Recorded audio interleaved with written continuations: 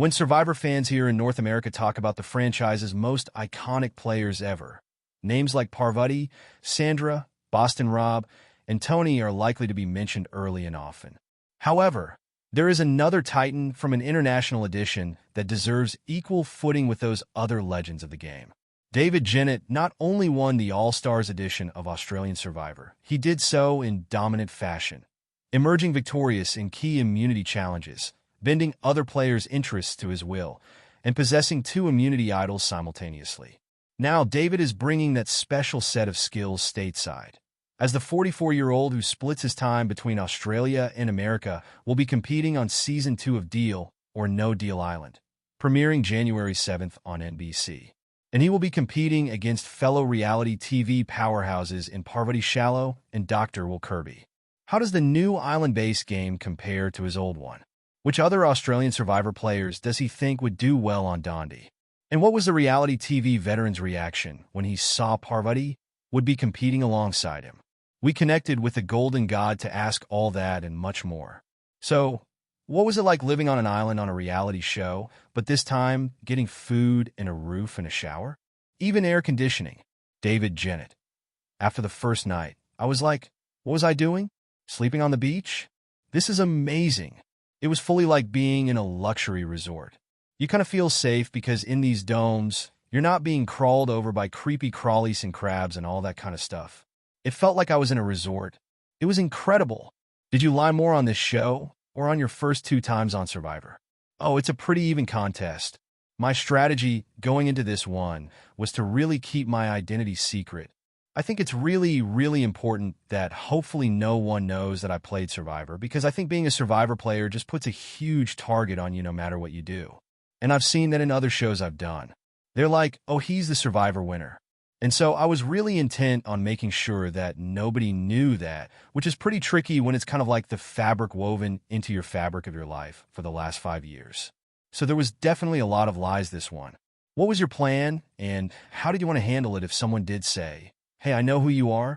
Look, if someone recognizes me in there, I'll hopefully use it as a strategic piece where I can bargain with them a bit. It's a lot of power to give someone information. I think in these games, information is key.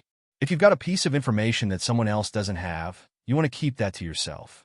And that can be a good way to create bonds with people. So I think my concept will be to just bring people in. If someone is like, hey, I kind of know what you did last summer, I can be like, oh, sure, I want to be friends. You want to run this to the end?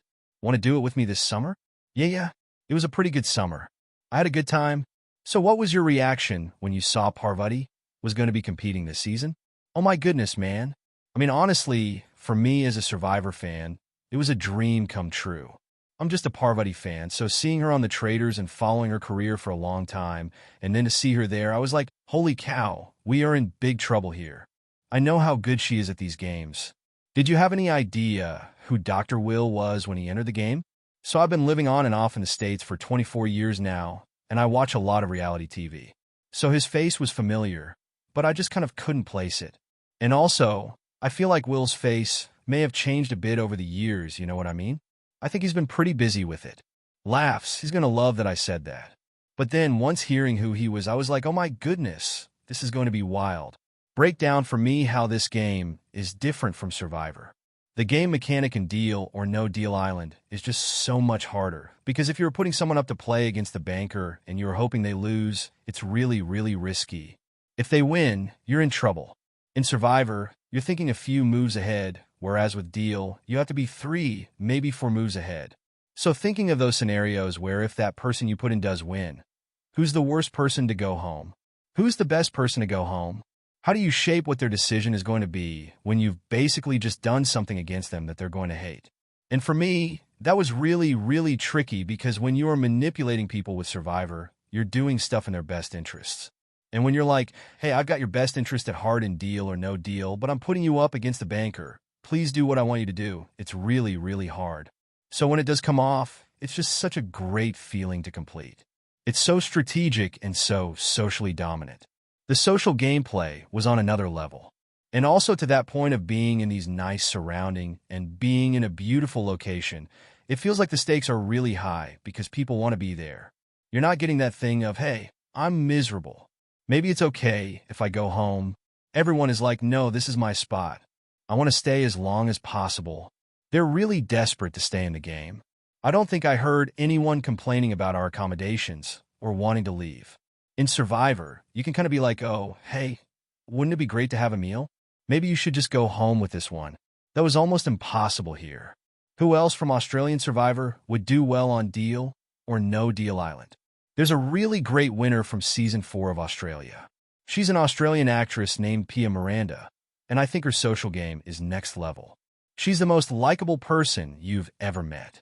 She's just so nice, and she has that knack of, even though she's getting you to do something that's probably against your best interest, you feel good about it. She would be great. I think she'd be someone really, really great on the show. Luke Toki is another strong player who would be really good to have out there, although his Australian accent is way stronger than mine. So if they have subtitles for me, you're going to be in trouble for him. Tell me about Joe Manganiello as a host. He's so smooth and he's so genuinely nice, but he's got this really great presence. And I think that's the tricky thing with hosting is having that presence and that kind of gravitas when you are delivering something that sometimes might seem a bit cheesy. And he has a way of really sucking you into his orbit when he's saying stuff. There's a bit of an Australian term they use where someone's pretty. They call him a good-looking rooster, and that dude is a good-looking rooster.